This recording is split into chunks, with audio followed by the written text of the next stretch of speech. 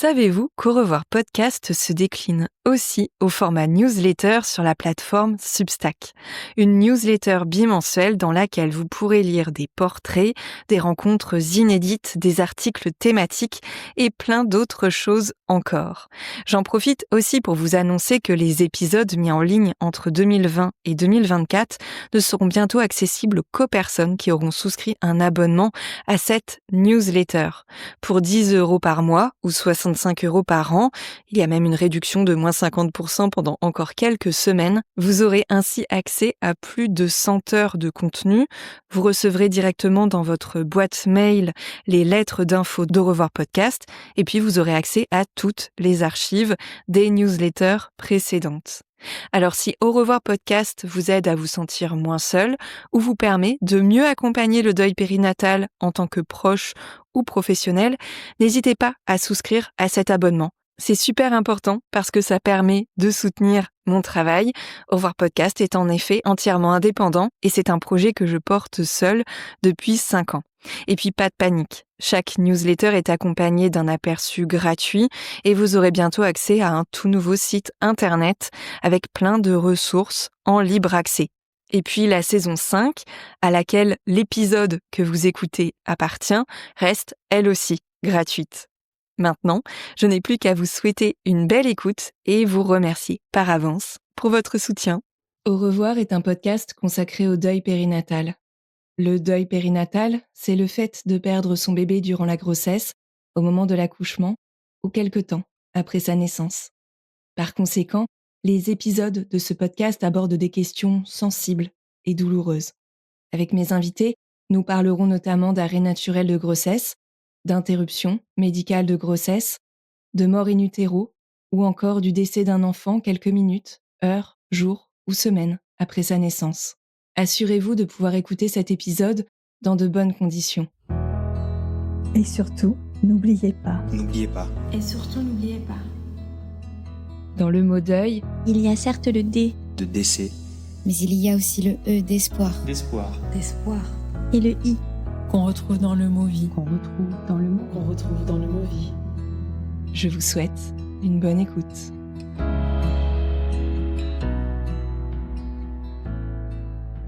Alors, mon envie de maternité, je pense qu'aussi loin que remonte ma mémoire, j'ai toujours voulu avoir des enfants. Après, j'ai une cardiopathie congénitale complexe. J'ai été opérée 6 fois à cœur ouvert. Donc, c'est lourd. Du coup, je me suis projetée assez vite jeune en me disant que j'aurais un enfant. je m'étais peut-être avant 10 ans, je me disais je vais avoir 10 enfants, mais très vite j'avais compris qu'il fallait prioriser ce qui était être raisonnable. Donc c'était vraiment mon but dans la vie pendant longtemps. J'avais trois rêves, c'était me marier, être infirmière auprès des enfants et avoir un enfant. Et on arrive fin 2023. Je pars en retraite, c'est une retraite de femmes, la sororité, la féminité, pas maternité ou quoi. Mais voilà, l'idée de se rassembler en petits groupes pendant quelques jours, de prendre soin de soi, de se choisir, etc. Et en début du week-end, il y a une intention à poser. Et je pose cette intention-là en disant quelle place j'ai sur Terre. Alors, c'est un peu prétentieux, mais tu vois l'idée. En tant que femme qui peut pas porter la vie. C'était vraiment genre, pour moi, là, dans les mois qui précédaient, quelque chose qui me prenait vraiment la tête, quoi. Qui tournait énormément et qui était très difficile pour moi à dépasser, quoi. Genre, en fait, si je suis pas capable de porter la vie, j'ai quoi? Je fais quoi? Et je rentre de ce week-end-là le dimanche et je n'ai pas eu mes règles alors que j'ai des cycles courts et on est à 30 jours, 33 jours exactement. Et Xavier me dit le dimanche, alors que c'est pas du genre à regarder mon calendrier mensuel, me dit c'est quand même bizarre que t'aies pas tes règles. Enfin voilà, et vraiment mais moi je lui dis dans une décontraction la plus totale, je dis mais tu te rêves. je ne suis pas enceinte du tout. Juste, j'ai fait beaucoup de choses, j'ai peu dormi, je suis fatiguée. Et voilà. Si tu veux, demain matin, avec mes urines du matin, parce que je suis une bonne élève, je vais faire un test, parce qu'il m'en restait de l'époque de la PMA, à la maison. Mais voilà. Donc on va se coucher. Lui part au travail le lundi. Donc le 20 novembre, tu vois, les dates sont très ancrées. Et à 6h35 exactement, je me dis, tiens, j'allais te faire pipi. Je vais faire pipi et je me dis, bon, je fais le test. J'allais même partir de la salle de bain avant même de regarder. C'est cette digitale où t'as le sablier pendant 10 ans. Et au moment où j'allais sortir de la salle de bain, je rejette un coup d'œil et là, je vois marqué enceinte. Il y a une ambivalence énorme, quoi. Il y a en même temps quelque chose qui se réalise que je n'attendais plus et pour lequel j'étais en train de faire le deuil. Et en même temps, la peur. La peur du vide, la peur du gouffre, quoi. Genre, je suis au bord de la falaise et je vais tomber.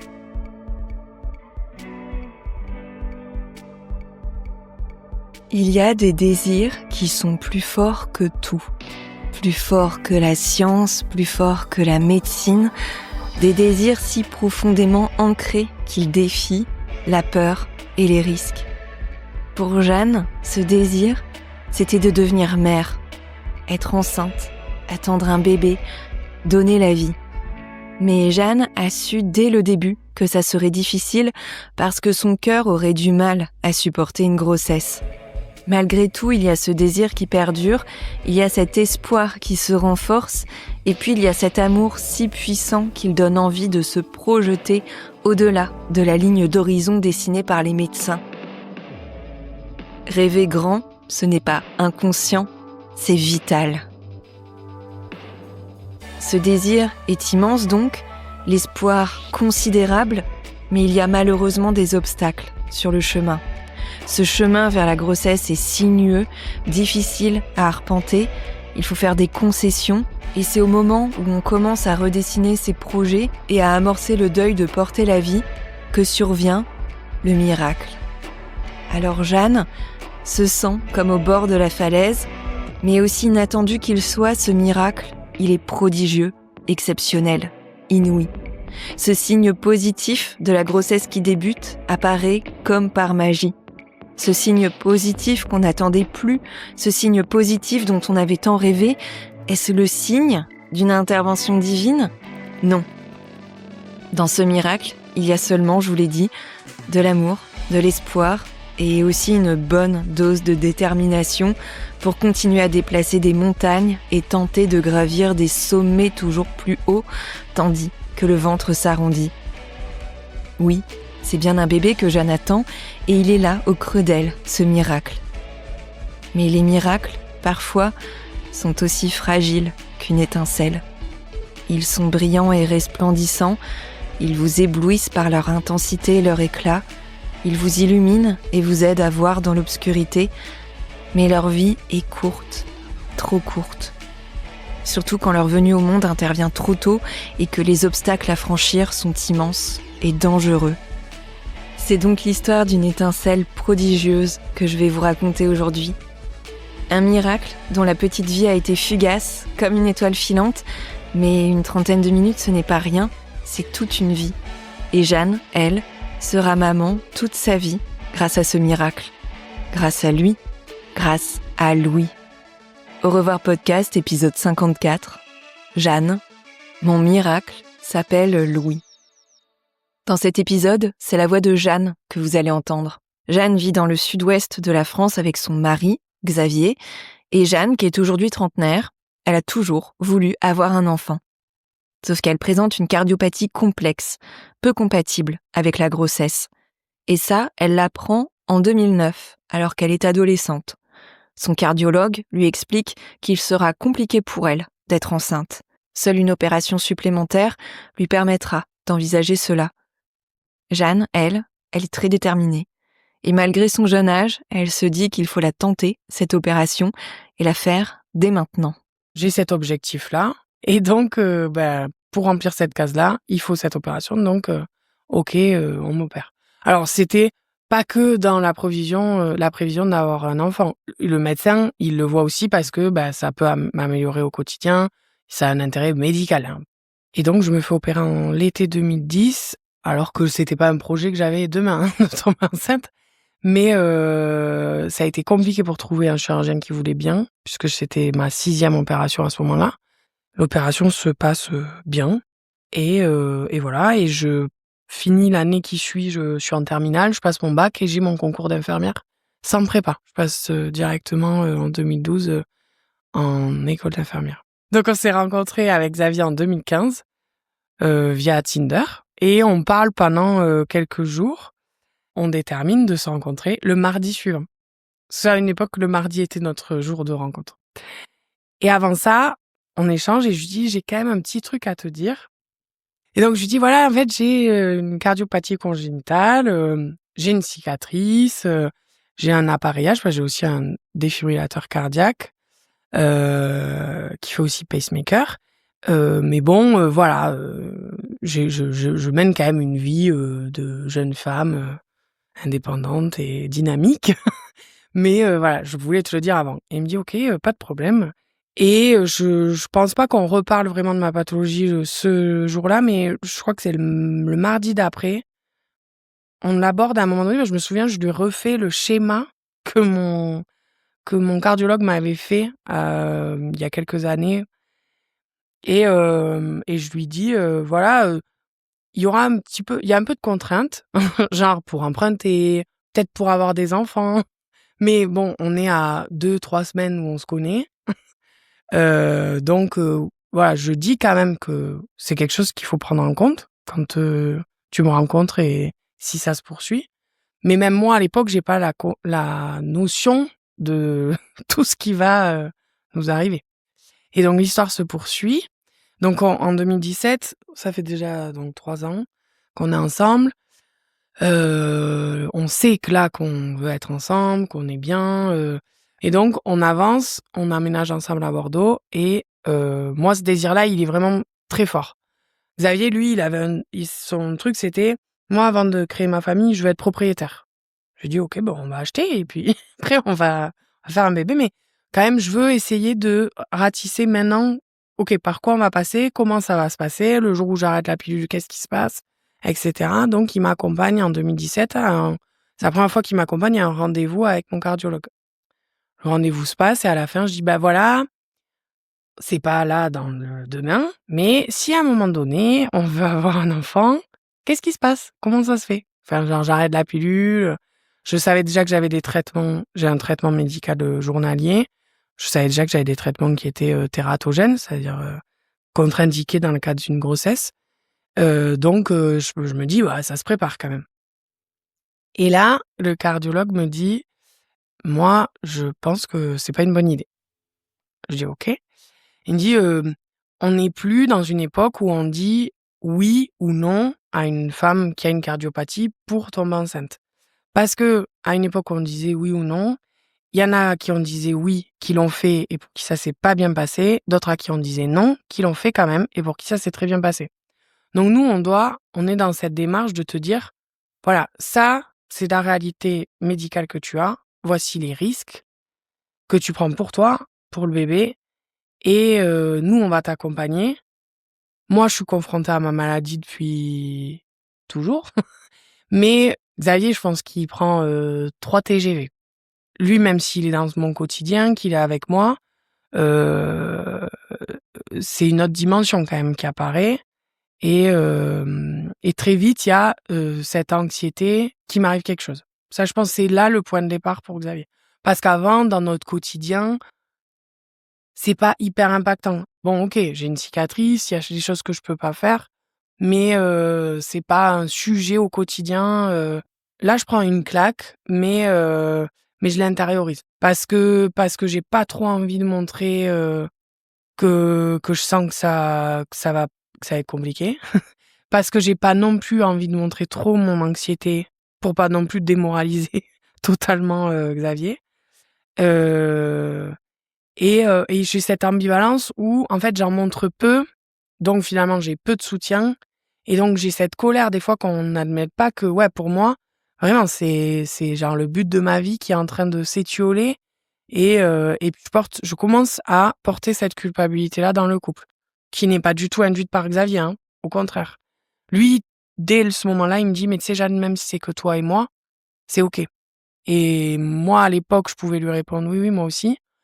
Je sais maintenant, après ce qu'on a vécu, qu'à l'époque, quand je lui disais, c'était vraiment pour répondre la même chose que lui. Je n'étais pas certaine de pouvoir être, et c'est pas parce que je l'aimais pas assez, mais parce que c'était tellement le but de ma vie d'être mère que moi, j'étais pas certaine d'arriver à être heureuse et pleinement moi si j'avais pas d'enfant. Être mère, c'est le but de sa vie. Jeanne met sa colère en sourdine, mais sa détermination n'est pas éteinte pour autant. Ce sera difficile, oui, mais elle décide de consulter son deuxième cardiologue, qui la connaît depuis l'adolescence. Après avoir recueilli son avis, elle sait qu'elle tentera un jour d'être enceinte et peut compter sur le soutien de son compagnon. Mais pour le moment, d'autres projets se dessinent pour Xavier et elle. Il y a l'achat d'une maison et puis une demande en mariage en 2018. Sauf que la cérémonie, prévue pendant l'épidémie de Covid, est reportée. Et fin 2020, Xavier et elle se sentent prêts à tenter l'aventure de la grossesse. Jeanne arrête sa contraception, mais les mois passent et il n'y a aucun test positif à l'horizon. 1 an plus tard, fin 2021, le couperet tombe. Insuffisance ovarienne précoce. Être mère, le but de sa vie donc, et pour cela, il va falloir passer par la case PMA. Là, ça commence à faire un peu beaucoup. Je culpabilise beaucoup pour le couple. Et puis, il y a en même temps, tout l'entourage qui voit que c'est compliqué. Puis, on est à une période où les gens, Xavier a passé ses 30 ans, moi, j'arrive à la trentaine. Donc, nos couples d'amis ont des enfants. Et je suis là, OK. Du coup, nous, c'est pas dans l'équation, quoi. Et je sens à ce moment-là que, moi, je suis déterminée. Xavier, il est avec moi, il veut ce projet et tout. Mais vraiment, moi, je suis déterminée, quoi. Et même s'il est d'accord avec toutes les décisions qu'on prend, à ce moment-là, j'ai le lead. Mais pas que je le contrains, mais que, lui, il veut quand même être père et que, moi, c'est OK, je prends le lead et on y va. Donc, le mariage est prévu à ce moment-là en 2022. En avril 2022. Et 2 semaines après le mariage, on a le premier rendez-vous au CHU avec le médecin de la PMA. Mon dossier, c'est pas le dossier qu'on aime avoir dans sa pile. Clairement, on nous parle très rapidement des enjeux, de ce qui va être proposé parce qu'il faut que je passe en staff, que mon dossier passe en staff. La médecin qu'on a me dit même avant le staff, moi, je vais proposer qu'on aille au moins jusqu'à l'insémination, avec une stimulation simple. Par contre, on n'ira pas à la FIV. On n'ira pas à la FIV parce qu'on n'ira pas ponctionner. On pourra pas augmenter les doses pour qu'il y ait assez de follicules pour aller ponctionner, etc., d'hormones. Donc, ça sera l'insémination simple et soit ça marche comme ça, soit ça marche pas. Et pour que je passe en staff et que mon dossier soit OK, il faut qu'il y ait l'accord des obstétriciens et l'accord des cardiologues, même si mes cardiologues à moi disent OK. Donc, pareil, là, tu te dis OK. En fait, je dois vraiment montrer ma carte verte, quoi.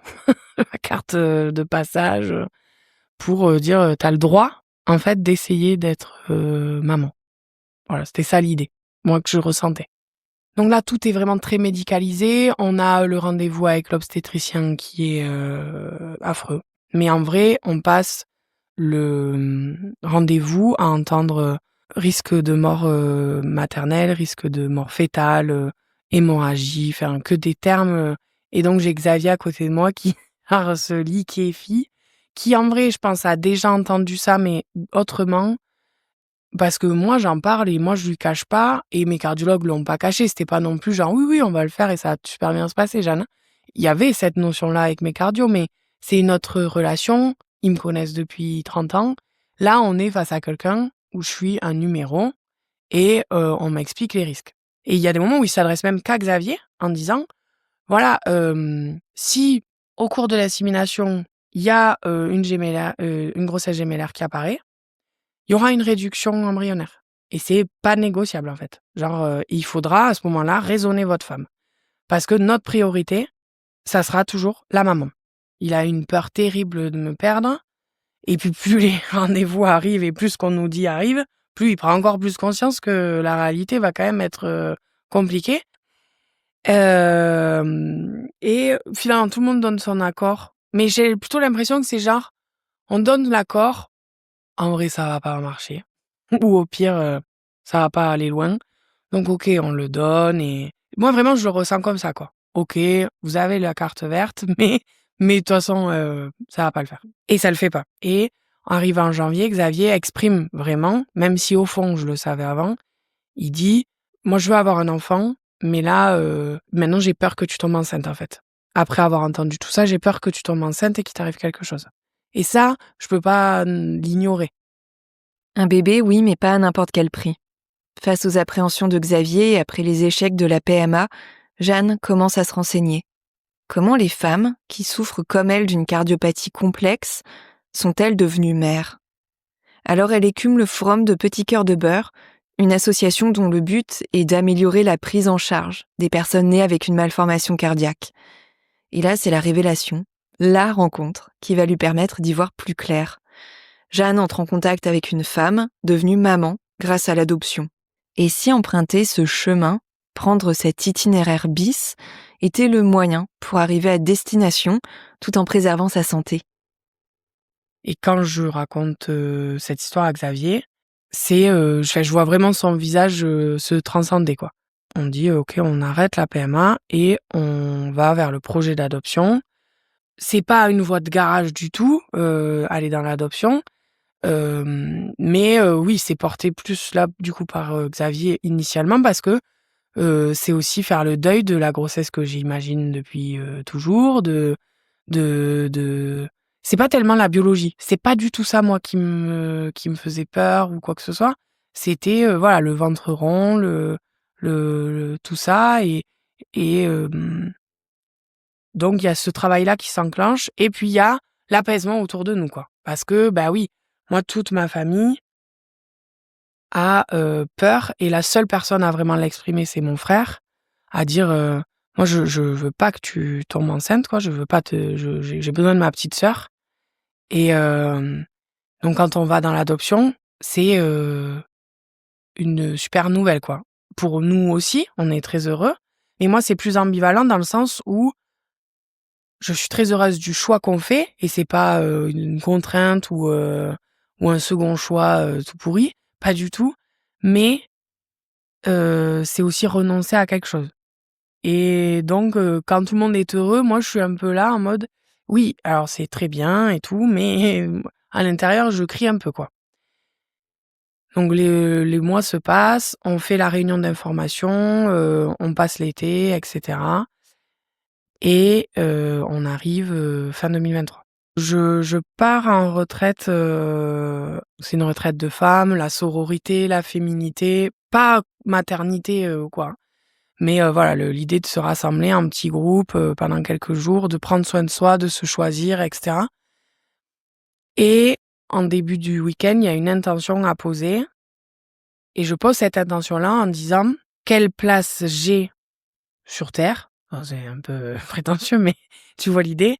En tant que femme qui peut pas porter la vie. C'était vraiment genre, pour moi, là, dans les mois qui précédaient, quelque chose qui me prenait vraiment la tête, quoi. Qui tournait énormément et qui était très difficile pour moi à dépasser, quoi. Genre, ben, en fait, si je suis pas capable de porter la vie, ben, j'ai quoi? Je fais quoi? Et je rentre de ce week-end-là le dimanche et je n'ai pas eu mes règles alors que j'ai des cycles courts et on est à 30 jours, 33 jours exactement. Et Xavier me dit le dimanche, alors que c'est pas du genre à regarder mon calendrier menstruel, me dit c'est quand même bizarre que t'aies pas tes règles. Enfin voilà, et vraiment, mais moi je lui dis dans une décontraction la plus totale, je dis mais tu te rêves? je ne suis pas enceinte du tout. Juste, j'ai fait beaucoup de choses, j'ai peu dormi, je suis fatiguée et voilà. Si tu veux demain matin avec mes urines du matin, parce que je suis une bonne élève, je vais faire un test parce qu'il m'en restait de l'époque de la PMA à la maison, mais voilà. Donc on va se coucher, lui part au travail le lundi, Donc le 20 novembre, tu vois, les dates sont très ancrées. Et à 6h35 exactement, je me dis, tiens, j'allais te faire pipi. Je vais faire pipi et je me dis, bon, je fais le test. J'allais même partir de la salle de bain avant même de regarder. C'est cette digitale où t'as le sablier pendant 10 ans. Et au moment où j'allais sortir de la salle de bain, je rejette un coup d'œil et là, je vois marqué enceinte. Il y a une ambivalence énorme, quoi. Il y a en même temps quelque chose qui se réalise que je n'attendais plus et pour lequel j'étais en train de faire le deuil. Et en même temps, la peur du vide, la peur du gouffre, quoi. Genre, je suis au bord de la falaise et je vais tomber. Être au bord de la falaise, mais toucher aussi du doigt ce qu'on avait toujours espéré. Avoir peur de tomber, mais devoir aussi faire le grand saut pour annoncer cette nouvelle à Xavier, cette belle et prodigieuse et terrifiante nouvelle. Ambivalence, mêlée de joie, excitation matinée d'appréhension. D'ailleurs, comment Xavier, qui avait si peur quelque temps auparavant, va-t-il réagir ? Le soir arrive, il rentre du travail. Passé quelques minutes, Jeanne lui dit tout simplement qu'elle est enceinte. Et lui, à ce moment-là, il est béni par un rayon de soleil, quoi. Le mec est lumineux, il se met à pleurer, il y croit pas, mais il est hyper heureux, il me prend dans les bras, enfin. Et moi, je chéris trop cette réaction, quoi. Cette réaction hyper spontanée, hyper joyeuse, hyper belle, hyper loin de toutes les préoccupations médicales. Hein. Enfin voilà, c'est juste waouh. Et en fait, il y a 3 personnes qui ont eu cette réaction. C'était Xavier, ma sœur Dominique, qui a eu une authenticité dans sa réaction qui était magnifique, et une amie qui après a dit ok, je comprends, c'est hyper chaud, mais c'est quand même une bonne nouvelle. Mais c'était beau à recevoir aussi, quoi. Je leur en veux pas du tout à ceux qui ont eu peur, parce que j'ai eu peur aussi, donc je vais pas leur jeter la pierre. Et donc se met en place avec mes cardio le changement de mes traitements. Dans la semaine, on fait le changement parce que il y a les anticoagulants, il y a plein de médicaments qui sont tératogènes, donc il y a un gros switch et l'arrêt de certains traitements qu'on ne peut pas remplacer pendant la grossesse. Et donc tout ça se met en place pour début décembre. Et donc j'ai 2 semaines où à l'arrêt des traitements, au changement et tout, je ramasse quand même au niveau cardiaque. C'est compliqué et il y a une vraie décompensation. Mais en réajustant, on arrive à stabiliser assez rapidement. Et donc se font les 2 premiers rendez-vous avec l'obstétrique et les cardio de Bordeaux, qui là sont dans la poursuite des rendez-vous qu'on avait fait en anténatal en PMA, où on nous parle des risques, et où même le cardiologue de Bordeaux me parle de suite d'IMG à 6 semaines. Parce que pour lui, trop de risques. Ça, je l'avais un peu anticipé parce que autant le gynéco, j'avais dit à Xavier de venir avec moi, autant le cardio, le connaissant aussi à travers mon travail, je savais un peu la prudence qu'il pouvait mettre, donc je savais quel allait être son discours et j'avais pas envie que Xavier reçoive ça. Je voulais le gérer seul, donc j'y vais, je prends, je me défends. Donc c'est vraiment un combat, quoi. Genre, ok, vous pensez que c'est risqué, vous y croyez pas, mais moi oui, et ça va aller. Au tout départ, parce qu'il y a ce truc des 3 mois je suis un peu esseulée, quoi. Et donc je me crée mon propre village, quoi. Et donc il y a ma médecin traitant, ma sage-femme, il y a tous ces gens autour de moi qui dans le quotidien peuvent me rassurer parce que les portes du CHU, elles sont ouvertes à des moments, mais elles sont pas hyper ouvertes, quoi. Donc j'arrive à la T1 et là on le voit pendant 1h30 parce qu'en plus ça dure hyper longtemps et c'est magnifique. C'est magnifique. Et oui, et là pour le coup, la gynéco qu'on rencontre ce jour-là est très douce, très jeune et elle est pas dans le, enfin voilà, elle est là pour l'échographie, donc elle est pas sur tout le suivi, etc. Donc elle fait son écho comme elle la ferait, je pense, à n'importe qui. Il y a un moment donné où elle est pas sûre d'une coupe. Et là, je lui dis, par contre, moi, je repars pas, connaissant, en plus, je suis du métier, je travaille dans le CHU, et elle a un doute sur la fermeture de la paroi abdominale. Et je lui dis, moi, je peux pas repartir chez moi avec ce doute-là. Donc, il faut que vous appeliez quelqu'un. Et ça a toute son importance dans mon récit parce que la gynéco qu'elle l'appelle, qui est une gynéco plus expérimentée qu'elle, est la gynéco qui sera là le soir de mon accouchement. Et ça, on ne le sait pas. Mais vraiment, avec Xavier, elle nous marque. Elle a beaucoup de charisme, elle est belle et elle est hyper douce. Et je me souviens encore que elle parlait vraiment à Louis, quoi. Et alors, bébou, arrête de te tourner. Enfin, c'est vraiment hyper humain et tout. Et 3 semaines après, on apprend que c'est un petit garçon. Et vraiment, la coupe, en plus, est très nette et je le vois de suite. Donc, hyper content. Pour l'instant, tout se passe globalement correctement. Avec quand même, j'ai 2 piqûres par jour, j'ai des prises de sang toutes les semaines, j'adapte mon traitement, j'ai un régime alimentaire particulier. Enfin, moi, je suis chez moi avec des bas de contention et j'attends, quoi, avec mes angoisses. Les semaines passent, l'état de santé de Jeanne au niveau cardiaque se stabilise. Malgré tout, cette grossesse tant désirée présente de plus en plus de complications qui, ironie du sort, n'ont rien à voir avec la cardiopathie et les traitements médicaux de Jeanne. En février, elle présente des saignements. C'est en fait un hématome sous-corial présent entre le placenta et la paroi utérine. Cet hématome peut induire de nombreux risques, notamment une fragilité de la poche des os. Celle de Jeanne finit par se fissurer. Pendant des semaines, elle fait des allers-retours entre son domicile et l'hôpital et bataille pour avoir une prise en charge à la hauteur des enjeux et des dangers que représente cette grossesse pour son bébé et elle. Elle me l'explique à plusieurs reprises durant notre enregistrement. J'ai l'impression d'avoir crié au loup pendant 6 mois et quand le loup était là, on m'a pas écouté. Et c'est vraiment des fois là le sentiment que j'ai, quoi. Et c'était compliqué pour moi de devoir être celle qui dit « Moi, là, je voudrais avoir les corticos, moi, je voudrais être hospitalisée, moi, je pense qu'il faudrait faire comme ça. » Et quand il y avait le résultat de telle analyse, il fallait que je demande « Pourquoi là, on met pas ça en place ?» Et en vrai, j'étais vraiment la patiente, je pense qu'ils détestent. Enfin, moi, en tant que soignante, je pense que je me serais détestée. Mais en même temps, c'était pas du tout assez sécurisant pour moi. Et pour ce que, en plus, on nous avait projeté de cette grossesse, quoi. C'était genre une grossesse qui allait être très compliquée. On nous le martelait pendant des mois et des mois. Et quand ça se présentait, j'avais l'impression que eux ne mettaient pas la même mesure dans leur action, quoi. La ligne de mire de Jeanne, atteindre les 24 semaines d'aménorrhée, terme à partir duquel une réanimation du nouveau-né, extrême prématuré, est envisageable. Pas sans risque, certes, mais envisageable. 24 semaines d'aménorrhée, c'est donc la lueur au bout du tunnel.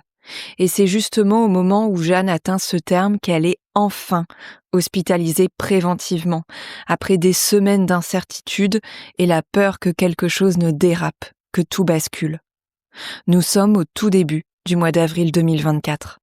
La tension est palpable, l'angoisse aussi. Après avoir eu des contractions pendant tout le week-end, Jeanne sent que quelque chose ne va vraiment pas.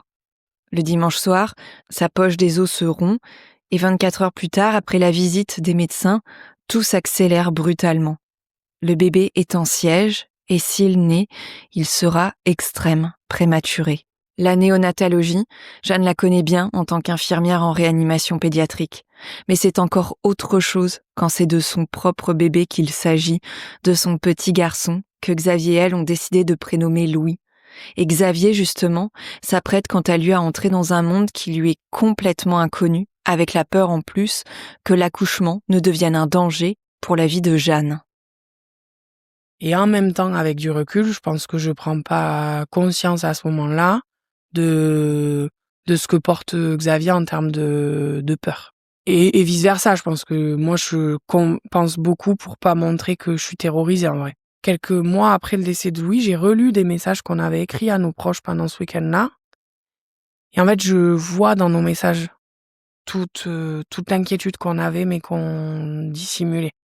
Ou tu vois, dans les jours ou les semaines qui ont précédé, j'étais là, ouais, on s'y attendait pas du tout. En vrai, si. En vrai, le mur, on l'a vu arriver, je pense. On le disait pas, parce qu'on se disait, ouais, ça va aller. Mais quand je revois les mots que je pouvais mettre dans les messages ou que Xavier mettait dans les messages à ses parents ou à sa famille, je pense qu'on avait conscience qu'il y avait quelque chose qui était en train de se passer et qui était pas normal. Et donc se passe la nuit du samedi. Et le dimanche, moi, je me sens même cardiaquement là un peu en difficulté. Et on arrive au lundi. La soirée commence et la sage-femme de la nuit est géniale et je lui dis vraiment, là ce soir pour me détendre même musculairement, je voudrais bien un Atarax. Et d'autres médicaments pour me soulager parce que les douleurs sont vraiment plus importantes. Donc elle me donne ça et il y a une bascule à un moment donné. Je me mets vraiment à contracter toutes les 2 à 5 minutes. Et vraiment c'est l'escalade quoi. Je me mets à hurler, je fais des ponts sur le lit. Donc on me perfuse, on me met des antidouleurs. J'ai une pesanteur quoi et je me dis que j'ai envie de faire pipi mais que j'y arrive pas donc je dis à la sage-femme: «Est-ce que tu peux aller me faire un sondage évacuateur parce que ça me fait mal?» Elle part chercher et il y a une énième contraction qui me transcende vraiment, j'ai l'impression qu'elle me coupe en deux et là je sens quelque chose descendre dans mon bassin et je touche et je sens les fesses de Louis. Et je dis à Xavier: «Il faut que tu ailles chercher quelqu'un».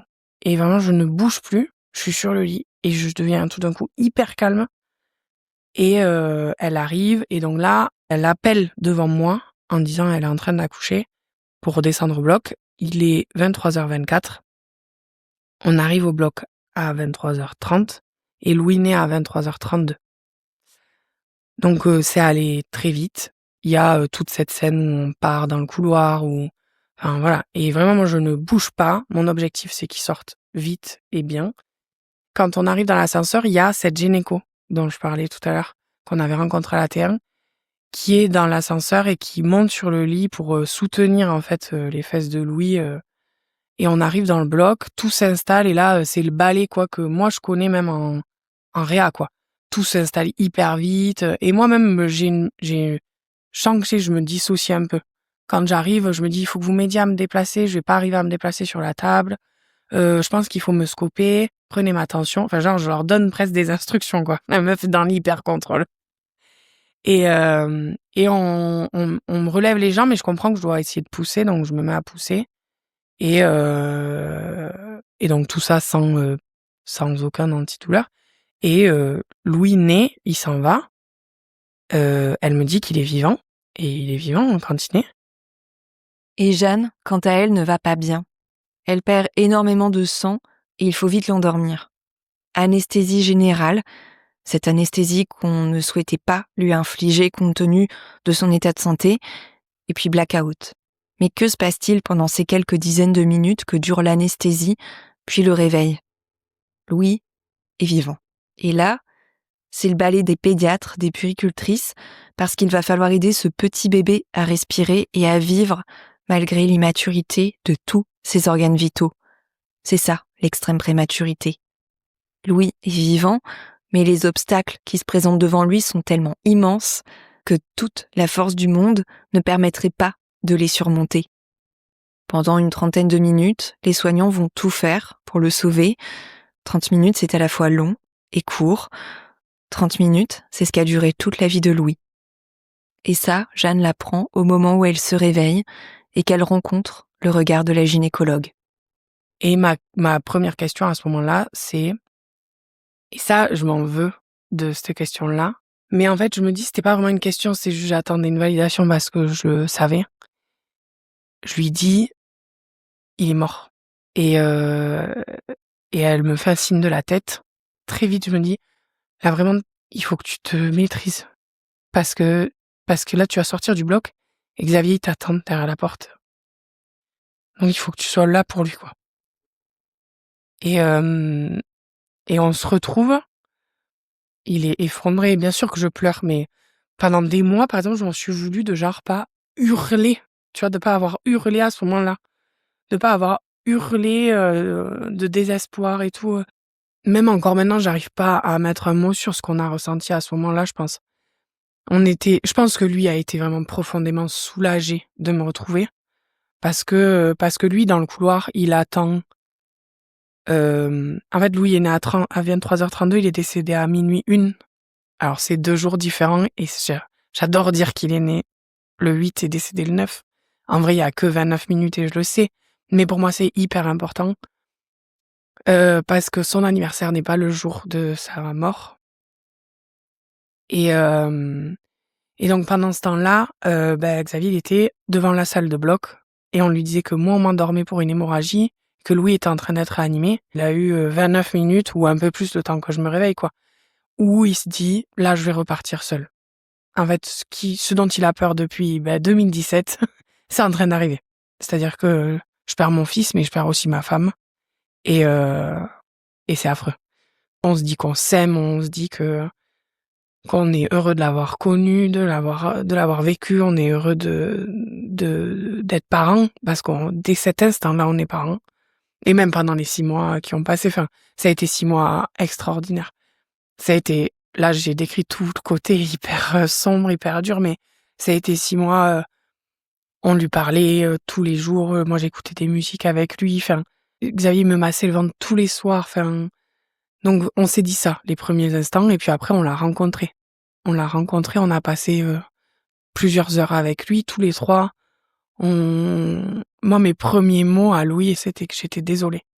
J'étais désolée de pas avoir réussi à plus, de pas avoir mieux fait. Voilà. Et Xavier, il était heureux de rencontrer son fils. Et pourtant, il appréhendait le moment où il allait le voir. Et en fait, il dit mais heureusement, tu vois, moi, comme j'étais infirmière, que j'avais accompagné des parents, déjà vu des bébés décédés, je savais que ça, c'était hyper important. Et donc, sans l'imposer du tout à Xavier, parce que je lui demandais toujours avant, est-ce que là, t'es sûr, tu veux qu'il vienne et tout. Ça, il m'a dit, mais heureusement que j'étais avec toi, quoi. Parce que c'est des souvenirs qui m'aident aujourd'hui à survivre, quoi. Moi, la rencontre, je la décrirais belle. Mais si je peux amener une nuance, le moment le plus beau de ma rencontre avec Louis, c'est au dépositoire. C'est parce que déjà, c'est une salle, on s'imagine comme dans NCIS, là, les salles horribles. Mais pas du tout, c'est une salle aménagée avec une lumière tamisée, c'est vraiment la salle enfant et tout. Et il était dans un berceau classique de maternité, dans son petit cocon d'emmaillotage, avec son petit bonnet et tout. Et vraiment, je suis arrivée, je l'ai pris du berceau et ça, c'était la rencontre, la plus belle rencontre avec lui. Et puis là, vraiment, il avait des traits beaucoup plus fins. Vraiment, il est, moi je le dis, il est beau. Il est vraiment trop beau. C'est mon fils. Mais, mais vraiment, il est beau et je suis contente de l'avoir rencontré, On est content de l'avoir rencontré et on a pris plein de photos et j'ai envie, des fois je me dis j'aurais dû en prendre 1000, mais voilà, tu fais ce que tu peux dans ces moments-là, mais ouais, je le décrirais vraiment comme des beaux moments. Quand on va le rencontrer, il y a 2 amis à moi qui nous ont accompagnés, il y a très peu de gens qui l'ont rencontré, mais ces gens-là, elles font éternellement partie de ma vie. J'avais l'impression que presque elles venaient me voir à la maternité, quoi. Voilà, c'est des moments qui m'ont marqué et qui nous ont marqués. Le deuil périnatal, dans le cas de Jeanne et Xavier, c'est faire la rencontre de leur bébé décédé.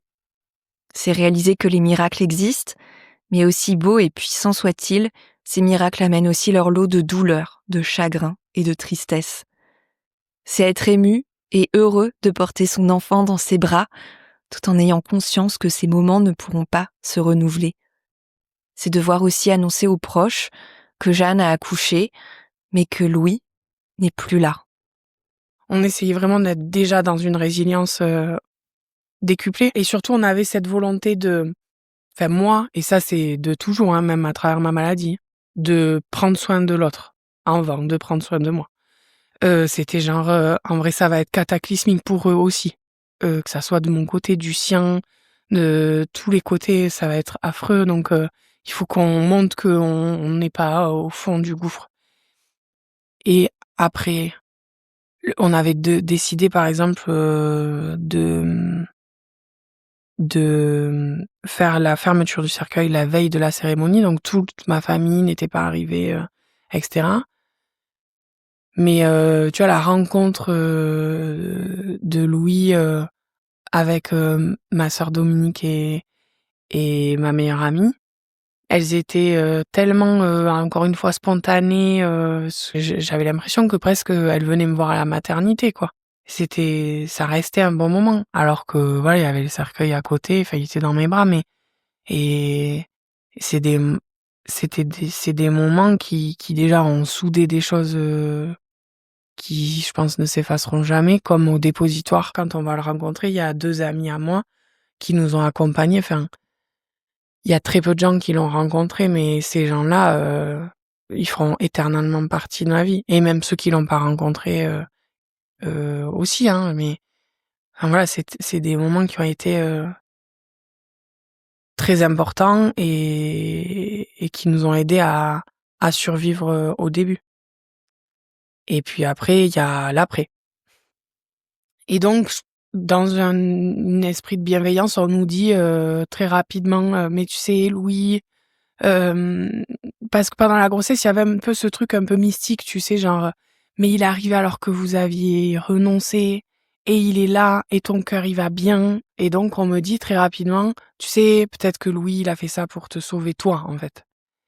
Et je le reçois et pendant un temps, je dis rien et c'est courant mai où je commence à dire il faut arrêter vraiment de me dire ça parce que moi, dans mon esprit, quand on est parent, c'est à nous de prendre soin des enfants.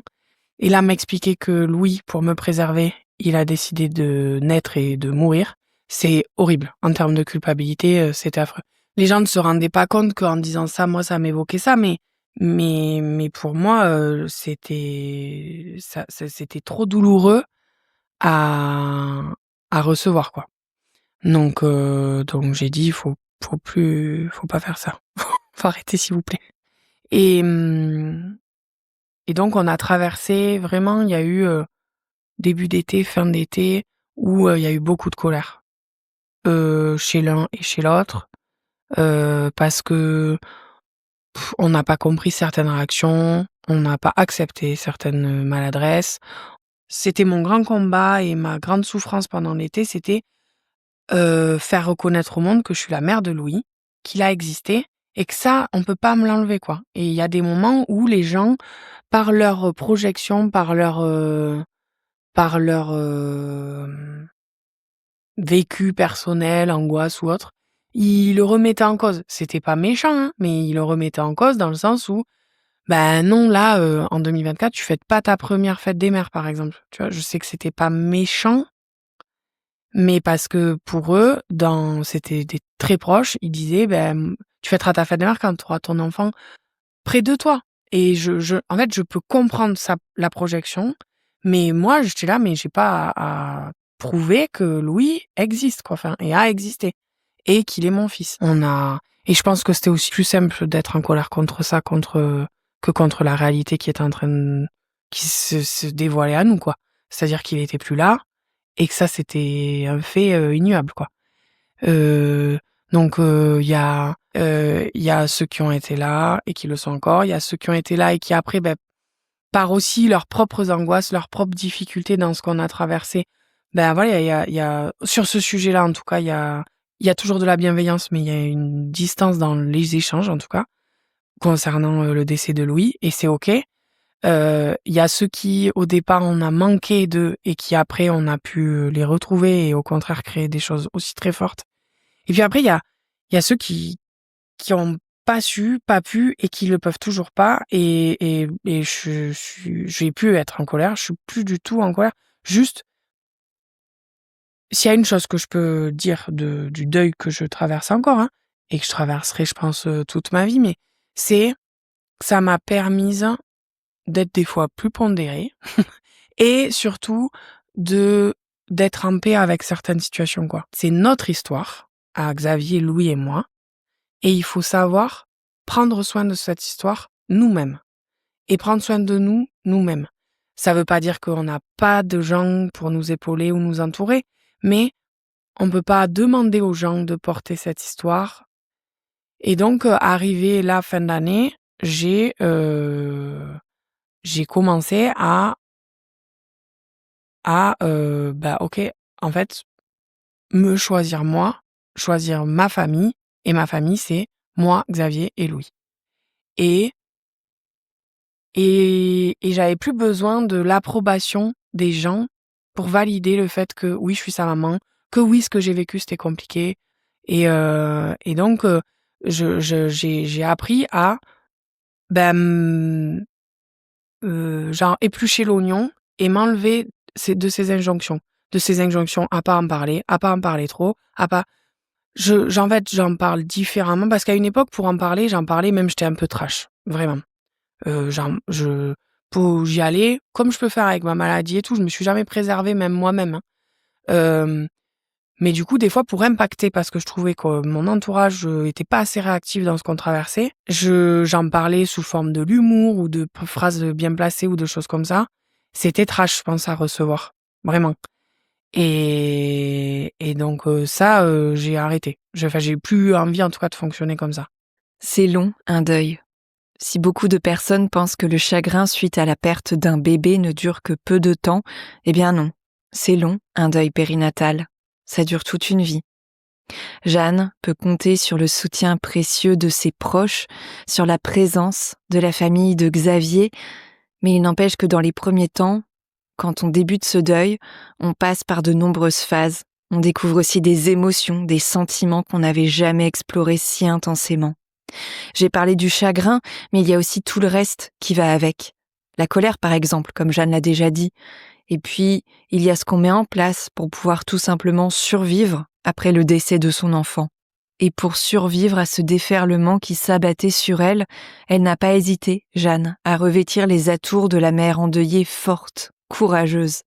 Parce qu'elle souffre d'une cardiopathie depuis toujours et qu'elle a déjà affronté de nombreux diagnostics et opérations, elle s'est mise dans la peau de la warrior, de celle qui surpasse tous les dangers, de celle qui reste positive malgré les épreuves et qui parvient toujours à rebondir. Fin d'année 2024, j'étais dans un truc genre d'hyper lucidité, genre presque c'est une expérience à vivre. Perdre un enfant, c'est une expérience à vivre, vraiment. Ça vous change une vie. Et maintenant, avec du recul, je me dis, ok, pour réussir à survivre à ce qu'on traversait, parce qu'aussi pendant l'été, Xavier, lui, a été très très mal, et donc je l'ai beaucoup porté, et ben j'étais dans un truc de, mais non, mais en fait, c'est positif. En vrai, ce qui nous est arrivé, c'est super positif. Regarde, et je le disais à tout le monde, quoi, genre... ça a transcendé ma vie, tout a changé, j'ai un regard nouveau, c'était vraiment dans l'objectif de survivre, je surexagérais le positif dans la situation. Et en fait, c'était aussi pour mettre à distance la colère, la tristesse et tout ça. Ça n'empêchait pas que j'étais triste, hein, dans plein de formes, mais tu vois, j'avais l'impression que genre la première vague, le jour où Louis décède et ce qu'on vit dans les mois à venir, c'est le pire. Moi, le pire, ça a été la seconde vague. Ça a été cette vague-là. Et en fait, quand j'ai arrêté de lutter, tu sais, c'est comme quand on se noie à l'océan dans une baïne, quoi. Ils te disent, il faut pas lutter parce que ça t'épuise et au bout d'un moment, tu finis par couler comme un bouchon, quoi. À un moment donné, j'ai arrêté de lutter dans la vague. Et il y a des fois où je me suis fait peur, hein, dans la vague, vraiment. Mais où j'avais les gens autour de moi pour dire, ok, là, il y a des pensées, il y a des choses qui se passent dans mon esprit, dans mon corps, dans moi. Help.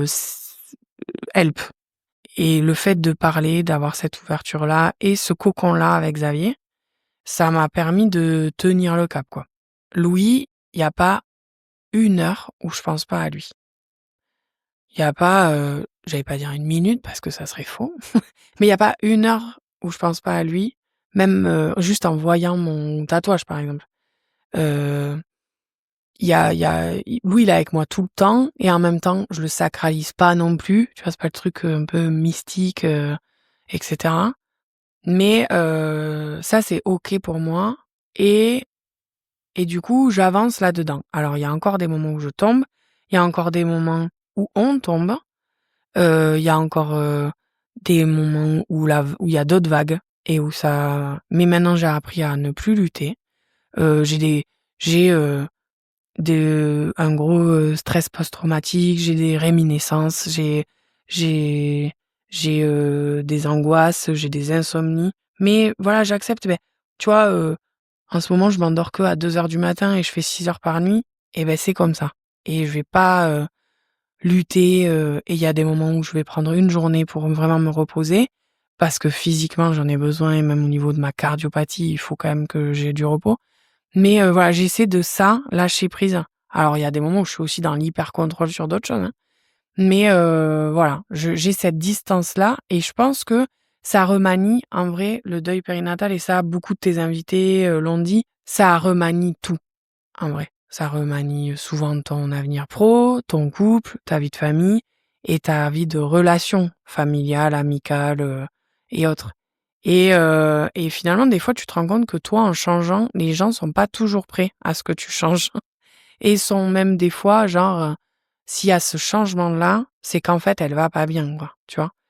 Et non, moi, j'ai envie de dire aujourd'hui que j'avance, qu'on avance, qu'on a des projets et qu'il y a encore des moments où c'est compliqué et qu'il y en aura toujours, je pense, qu'il y a encore des moments où je hurle dans ma voiture, à défaut d'avoir hurlé dans la salle de bloc. Il y a encore des moments où je pleure, il y a encore des moments où c'est dur, mais il y a aussi des moments qui sont lumineux et il y a aussi une forme d'apaisement à plein de moments. Aller vers quelque chose qui, par moments, sera apaisé, à d'autres moments, ne le sera pas du tout. Mais voilà, j'ai envie de ce lâcher-prise-là. Et vraiment, il y a encore des fois où c'est compliqué, hein. Mais c'est ce à quoi j'aspire maintenant. Et puis, il y a la question de l'avenir, la question que se posent de nombreuses personnes qui vivent un deuil périnatal.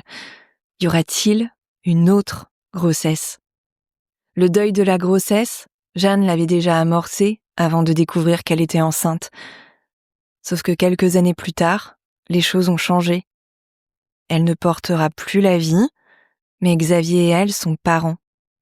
Pour toujours, les parents de Louis. Et très rapidement, moi, j'ai dit même au départ à Xavier, je veux pas d'autre enfant.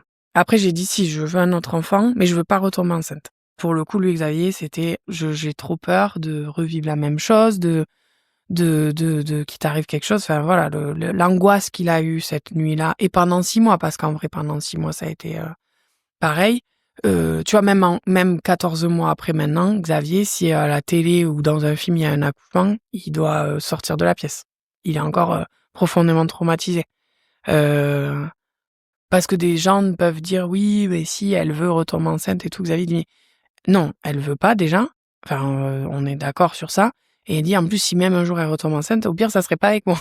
Tu vois, il peut aller jusqu'à dire ça en disant non, c'est pas possible. Enfin, sans être dans une hyper positivité, cette épreuve, elle m'est apporté ça. Cette faculté à, oui, pouvoir aborder là le deuil d'une autre grossesse. C'était presque plus facile pour moi de faire ce travail-là maintenant que je l'avais connu, que j'avais connu l'état de grossesse. En 2023, j'avais trouvé ça encore plus dur parce que je n'avais pas connu du tout la grossesse. Là, maintenant, j'ai été enceinte, j'ai senti Louis, j'ai accouché, j'ai porté la vie. Et ça, c'est une dimension qui, moi, a apaisé beaucoup de choses à l'intérieur de moi. Et c'est aussi en ça que j'aborde aussi l'adoption et ces choses-là beaucoup plus peut-être sereinement. Mais bien sûr que même médicalement, au niveau de l'entourage de Xavier, et même moi, je sais que raisonnablement, il n'y a pas de grossesse, on est d'accord. Il y a quelque chose, et ça, je pense que ça parlera peut-être à plein de femmes, il y a quelque chose de l'ordre du viscéral. Et oui, bien sûr qu'il y a des moments où j'ai encore cette part de moi qui a envie de... Mais tu vois, j'arrive à dire, en fait, je voudrais le revivre, mais le revivre avec Louis. Ça, par contre, alors c'est encore plus lunaire, hein. J'ai envie de te dire, mais j'ai pas envie de revivre la grossesse pour avoir un autre enfant biologique ou autre. J'ai envie de revivre la grossesse que j'ai vécue avec lui. Parce que moi, j'ai vécu ma grossesse, j'ai rencontré Louis, et donc ça, c'est déjà beaucoup. J'avais dit à Louis cette nuit-là, je te promets de devenir la meilleure version de moi-même. Alors oui, c'est con. Certains diront oui, n'importe quoi. On n'est pas obligé de vivre un deuil périnatal pour ça, etc. Mais moi, en tout cas, j'ai envie de... Ça me prendra peut-être une vie, et peut-être que je sais même pas ce que c'est en fait la meilleure version de moi-même. Mais voilà, j'ai envie d'apaisement, j'ai envie de calme, j'ai envie de prendre soin de moi, de prendre soin de Xavier, de prendre soin de nous. C'est parce qu'on s'est montré le plus vulnérable, qu'on s'est aimé aussi d'une manière authentique. Et on a créé une vraie forteresse, on se priorise, on s'écoute.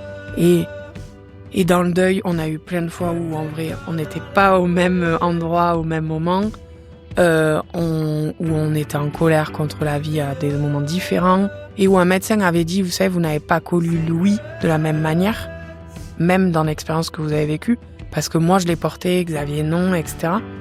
Mais en même temps, ça a créé du beau dans notre couple. Ça vraiment, je le sais, j'en suis sûre. Ça a changé notre manière de vivre, parce qu'avant, je pense que moi, j'étais dans une quête perpétuelle de cette maternité. Et donc, je priorisais pas toujours notre couple. Je faisais plein de choses pour notre couple et tout, et Xavier aussi, mais... Et voilà, et là, notre priorité, c'est nous, c'est les projets à venir, l'adoption, notre enfant. Mais voilà, ça a créé quelque chose en nous, et ça, c'est un socle et une base qui maintenant est beaucoup plus solide, ça c'est sûr.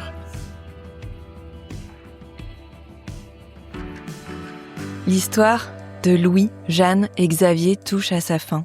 Merci à toi, Jeanne, d'avoir partagé avec nous ton parcours et d'être venue jusqu'à moi pour parler de ton bébé. Je suis Sophie de Chivray aux manettes d'Au revoir podcast depuis septembre 2020. L'épisode que vous venez d'écouter fait partie de la saison 5 en accès gratuit sur toutes les plateformes d'écoute. Si vous souhaitez écouter les épisodes des saisons 1 à 4 d'Au revoir podcast, il y en a plus d'une centaine, rendez-vous sur la plateforme Substack sur aurevoirpodcast.substack.com. Afin de soutenir mon travail et de permettre à l'aventure d'Au revoir podcast de continuer, ces épisodes seront progressivement disponibles en accès payant à partir de 10 € par mois, sans engagement. Et puis cet abonnement vous permettra d'avoir accès à plein de choses en plus, à des ressources, des rencontres, des notes de lecture, bref, du contenu inédit pour lever le voile sur le deuil périnatal et vous permettre de vous sentir, je l'espère, un peu moins seul dans cette épreuve. Je vous mets le lien direct dans la description de cet épisode. Et puis n'oubliez pas, vous pouvez également retrouver toute la communauté d'Au revoir podcast sur Instagram, sur le compte aurevoir.podcast. Je vous remercie pour votre écoute et votre soutien et je vous dis à très bientôt pour un nouvel épisode inédit.